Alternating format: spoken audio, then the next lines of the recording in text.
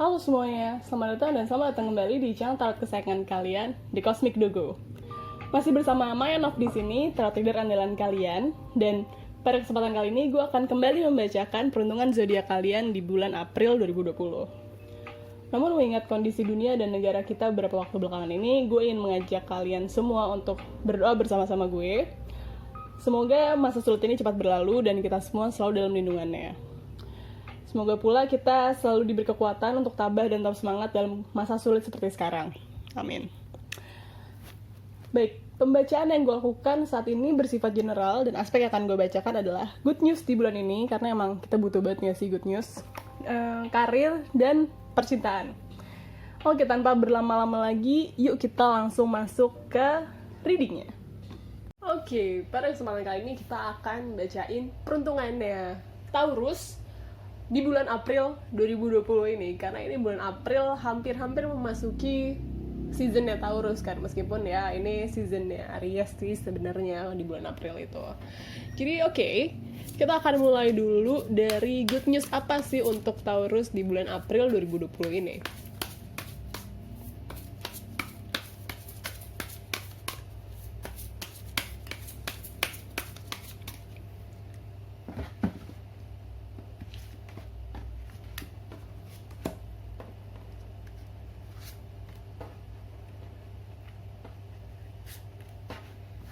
Oke, mari kita lihat untuk good news-nya Taurus. Sini kalian dapat kartunya Six of Cups, Temperance, Knight of Pentacles, King of Swords, dan Page of Swords. Oke. Jadi gini, di sini yang gue lihat untuk di bulan April ini, kemungkinan kalian akan kembali menemukan koneksi. Kayak gue ngelihat di sini ada connection dari masa lalu yang kembali lagi ke hidup kalian di bulan April ini, tapi in a good way. Dalam artian mungkin emang orang-orang yang kalian pikir kalian udah gak deket lagi, orang-orang yang kalian pikir udah benar-benar hilang dari hidup kalian, tiba-tiba mereka datang lagi ke kehidupan kalian, dan memang ini tuh sesuatu yang emang kalian embrace, kayak oh my god, gue kangen banget coy sama lo, I miss you so much, gue gak nyangka kita bakal berhubungan lagi, kayak gitu. Dan memang itu sih good news terbesar ya buat kalian. Oke, gue liatnya hubungan atau connection lama ini yang bersemi kembali. Well, ini konteksnya nggak harus romantically ya. Ini bisa jadi mungkin sanak saudara yang mungkin kalian udah lama nggak halo-halo, atau mungkin temen lama, atau kayak orang-orang ya, intinya orang-orang yang kalian udah lama nggak kontekan aja gitu. Nah, connection ini yang baru kalian temukan lagi, gue lihat ini bisa berbuah sesuatu yang baik ke depannya, kayak gitu. Bentuknya bisa macem-macem sih, cuman lo nggak nyangka lo akan membutuhkan orang ini sekarang, gitu. Karena kayak dari waktu yang udah berjalan, waktu yang udah berlalu, dimana kalian nggak saling berhubungan, nggak saling kontekan gitu, banyak hal yang sudah terjadi di dalam hidup lo maupun di hidupnya orang itu. Jadi memang di sini adalah chance antara kalian ya, bisa jadi orang ini yang membantu kalian atau kalian justru membantu orang ini, gitu. Kan itu tadi, di jeda waktu yang kalian saling nggak ketemu dan saling nggak berinteraksi, sudah banyak hal yang kejadian. Nah, ketika akhirnya kalian sekarang bertemu lagi dalam suasana yang menyenangkan, suasana yang asik gitu ya, memang pada suasana-suasana yang positif lah ya, gitu, ini akan menjadi suatu hal yang berbuah baik ke depannya. Meskipun mungkin nggak instantly buahnya, mungkin ya namanya juga buah gitu, dia butuh waktu dan proses untuk tumbuh besar, bisa dipetik atau dia jatuh ke tanah gitu kan, itu butuh waktu ya. Ini mungkin suatu hal yang nggak instan, tapi at least lo sekarang udah punya lebih banyak pintu, kayak gitu istilahnya. Mungkin selama ini lo cuma punya 3 pintu. Ini kan kita bicara soal say networking. Mungkin selama ini yang lo tahu nih, yang ngeh di kepala lo hanya ada 3 pintu. Tapi begitu ada orang lain ini masuk dan ternyata, oh sekarang gue begini loh, kayak I have this, I have that, kayak I've become this, I've become that.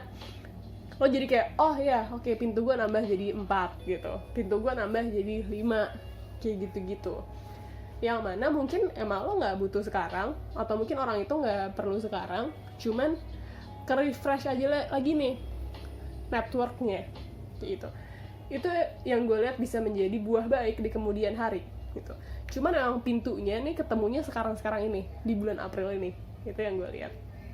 Oke, jadi pastiin kalau emang ada orang-orang lama yang muncul, jangan sinis, jangan judes, oke? Tanggepin dengan ramah ya.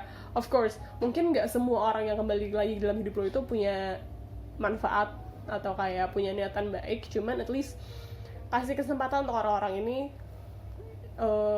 enggak sih, bukan orang ini, tapi kayak kasih kesempatan buat diri lo sendiri untuk melihat secara utuh, oh ini orang sekarang udah bener apa belum, ini orang legit apa enggak, kayak gitu loh. Jadi jangan terlalu cepat untuk ngejudge, jangan terlalu cepat untuk ngedismiss orang yang udah muncul lagi dalam hidup lo. Coba dilihat dulu, kayak oh siapa tahu nanti kedepannya kita bisa saling bekerja sama, kayak gitu. Itu good newsnya untuk Taurus di bulan April. Kita akan lanjut ke karirnya Taurus, gimana sih di bulan April ini? Oke.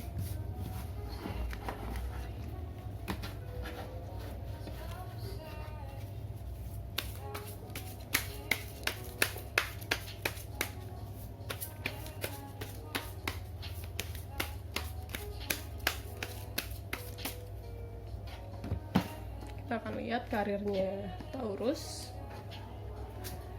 Ada info-info apa nih untuk di bulan April? Oke.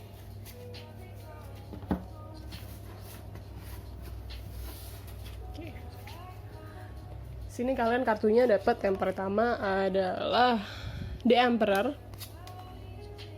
Ten of Swords, The High Priestess, Death, dan Queen of Swords. Oke. Ini kayaknya ada suatu hal yang emang signifikan banget yang terjadi dalam karir kalian, karena ada kartu Death. Kartu Death di sini memang menggambarkan suatu perubahan yang major. Perubahan yang major ini bisa terjadi within the work itself, dalam pekerjaan itu sendiri, atau memang dalam arti lo pindah kerjanya, atau kayak pekerjaan yang lo lakukan sekarang sudah tidak lo lakukan lagi, kayak gitu. Oke. Jadi kalau di sini yang gue lihat ya, kalau untuk karirnya sendiri nih bagi para Taurus, kelihatannya memang ada yang kayak tadi gue bilang, ada major changes, dan ini cukup mengganggu stabilitas kalian, gitu. Mengganggu kayak, karena kita bicara karir ya, tentu akan sangat berdampak gitu sama kehidupan lo sehari-hari. Oke, gue memang ini ada suatu perubahan yang besar dan sangat berdampak dan membuat lo jadi berpikir gitu kayak, oh oke, ternyata selama ini akar gue kurang kuat nih, kayak gue belum punya cukup fondasi yang kuat untuk menjalankan karir gue ke depannya gitu. Ini gue liatnya bentuknya bisa macam-macam ya. Bisa dari pekerjaan, kayak yang tadi gue bilang, bisa jadi pekerjaan itu sendiri, kayak jadi the things that you do masih dalam say perusahaan atau dalam bisnis yang sama, itu yang ternyata lo melihat, oh di mana gue berpijak sekarang itu sebenarnya bukan tempat yang terbaik, kayak gitu. Atau memang secara luas gitu, dalam artian ya lo geser gitu, kayak oh ternyata gue di sini karirnya nggak bagus di tempat kerja gue sekarang.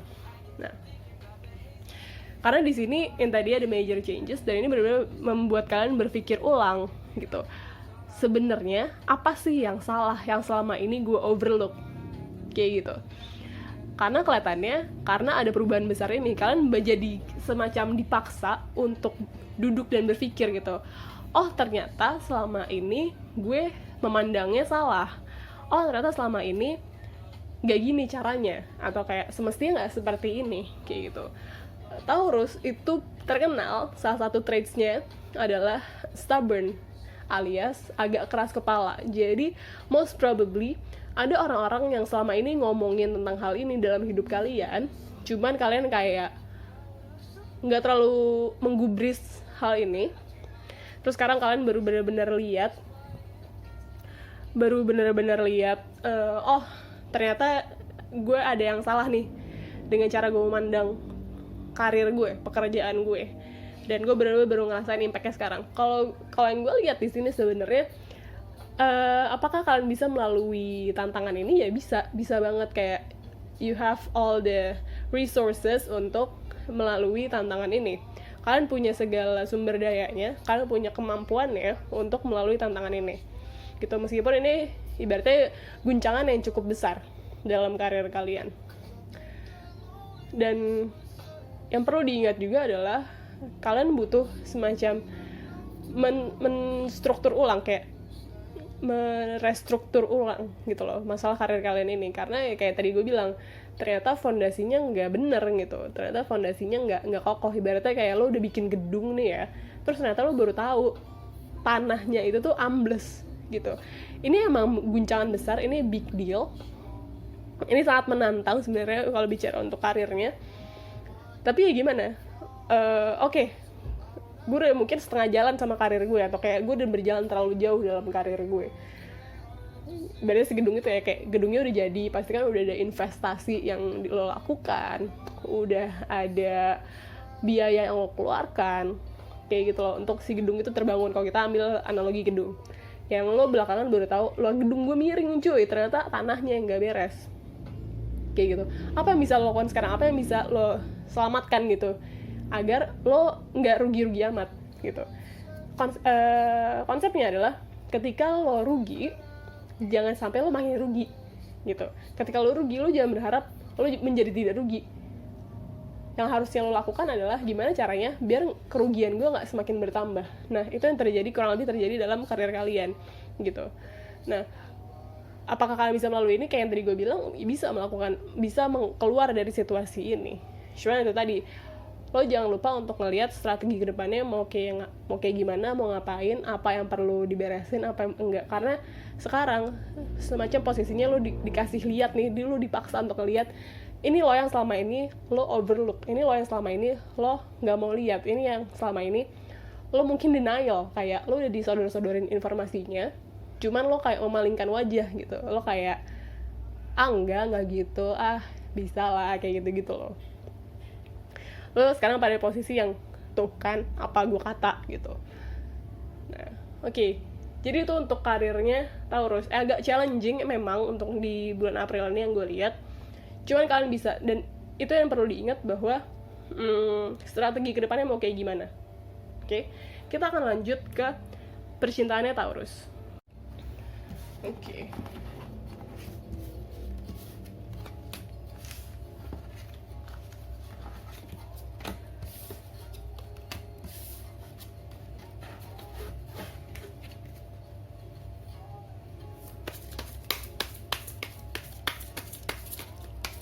Kita akan lihat percintaannya Taurus di bulan April 2020 ini akan seperti apa.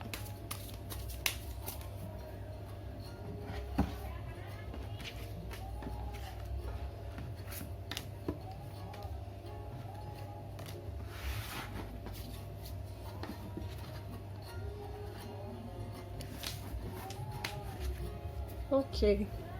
Kita lihat kalian dapat kartunya apa aja. Yang pertama-tama adalah Four of Cups, kemudian Knight of Swords, Three of Swords, King of Swords, dan King of Pentacles. Oke. Jadi kurang lebih ini. Kalau untuk dari segi percintaannya sendiri di bulan April ini, apa yang gue lihat adalah adanya suatu bentuk kekecewaan, kayak gitu. Cuman memang yang gue lihat ya, bahwa kekecewaan ini sepertinya, oke, ini agak berat gue mengatakan hal ini, cuman gue rasa memang kekecewaan ini necessary. Kekecewaan ini perlu kalian rasakan agar kalian bertransformasi menjadi lebih baik. Karena gini, yang gue lihat kekecewaan ini datangnya dari suatu tindakan yang tergesa-gesa, yang terburu-buru, yang kurang matang perencanaan ke depannya gitu.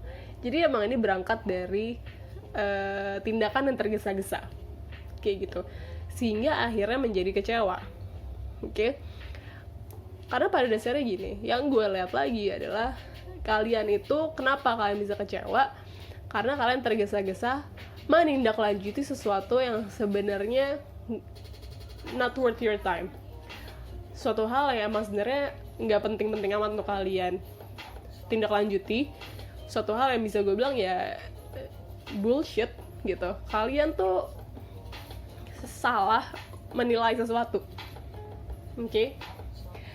Biasanya Taurus nggak suka sih dibilang salah, tapi kalau dari kartu gue melihat bahwa ada judgement yang kurang tepat gitu ya.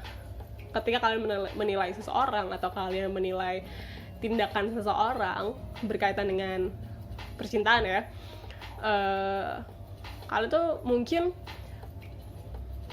niatnya baik ya, kalian mau prasangka baik, kalian mau positive thinking, cuman ternyata you misjudge someone's character. Kalian salah menilai karakter seseorang dan kalian terlalu cepat untuk menindaklanjuti hal tersebut. Jadi kayak misalnya, bisa aja kalian pikir, oh nih orang dari luarnya oke sih, dari backgroundnya oke, dari pekerjaannya oke, sifatnya so far ya oke lah, gue nyambung gitu. Cuman, nah, tapi kan kondisinya lo baru kenal, misalnya gitu, lo baru kenal sama orang ini, lo baru kenal sama orang kan, lo nggak serta merta langsung tahu mereka tuh jeroan-jeroannya kayak gimana gitu loh.